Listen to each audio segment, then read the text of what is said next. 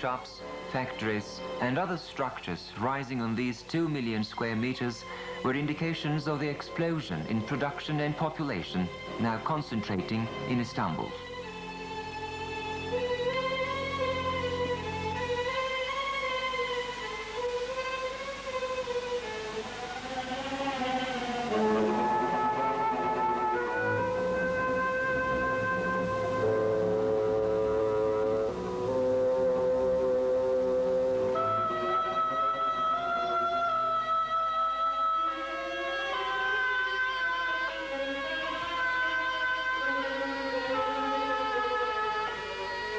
This uncontrolled and unplanned construction began to cause increasingly greater pollution of the Golden Horn.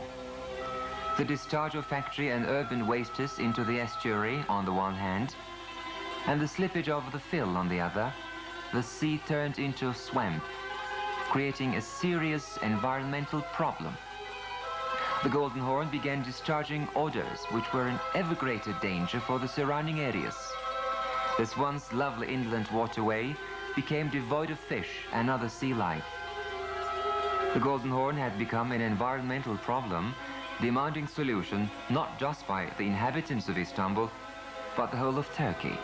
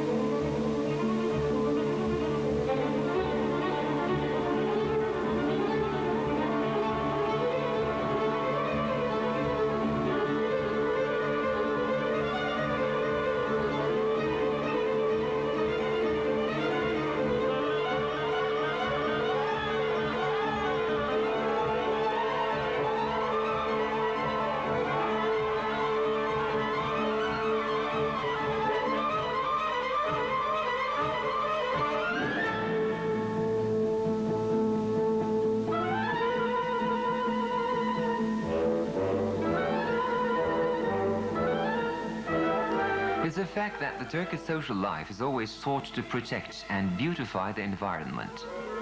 The first imperial edict by the young Sultan, Mehmet the Conqueror, after capturing the city of Istanbul in 1453, was concerned with preventing pollution of the Golden Horn. Within the administration of the municipality of Greater Istanbul, which was voted into power during the local elections of 1984, the rescue of the Golden Horn assumed the aspect of the highest priority. Prepared in a short time, this enormous environmental protection and reorganization project was immediately put into effect.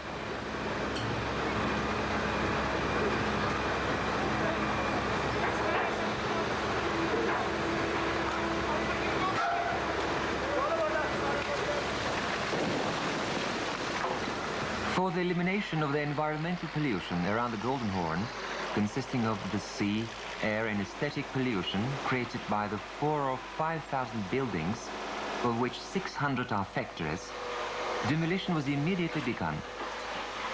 Demolition work, which began at the end of 1984, was immediately followed by restoration and reorganization efforts. Those whose homes or places of business were torn down were offered new places in which to work and healthier places in which to live.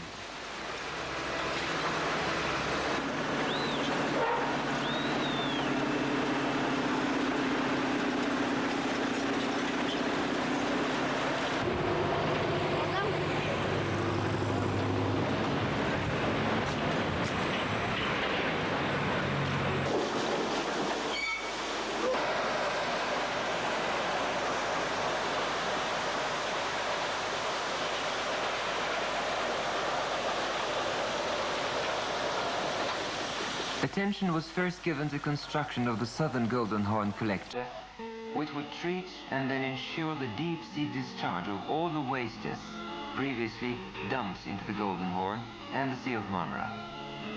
Thanks to this collector system, which is to be completed in a short time, sewage will no longer be discharged into the Golden Horn.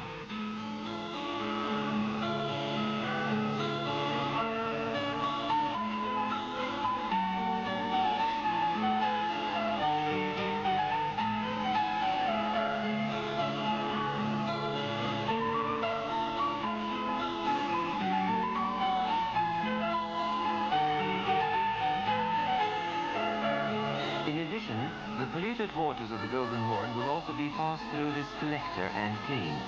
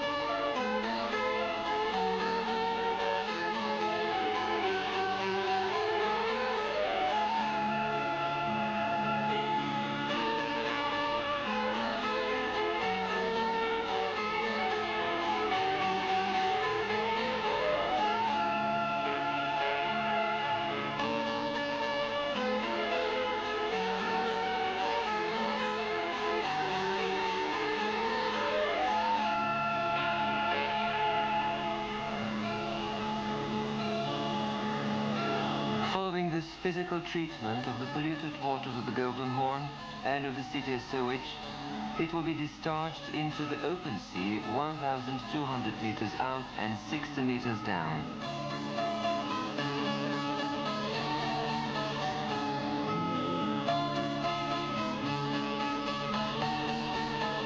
The new phase being achieved by the environs of the Golden Horn not only beautifies the city, it also makes this beautiful city a healthier place for those who live in it. The incidence of lung cancer among those who in the past years lived around the Golden Horn was 10 times higher than the general average. The demolition and reorganization has also delivered the people who live in this area from the remorseless sense of hopelessness in which they found themselves. To accomplish this, 4,000 buildings consisting of 600 factories and 800 houses and shops were torn down. The conversion of the environs of the Golden Horn from a swamp and the haven of poverty into a modern area of living has also received the great support of the people of Istanbul. In 1984, when the project was initiated, it had the support of 75% of public opinion. This rose to 85% in 1985 and to 96% in 1986. Emboldened by this great support, the municipality of Greater Istanbul has been racing against time to achieve immediate results in this, the greatest environmental protection project in the world.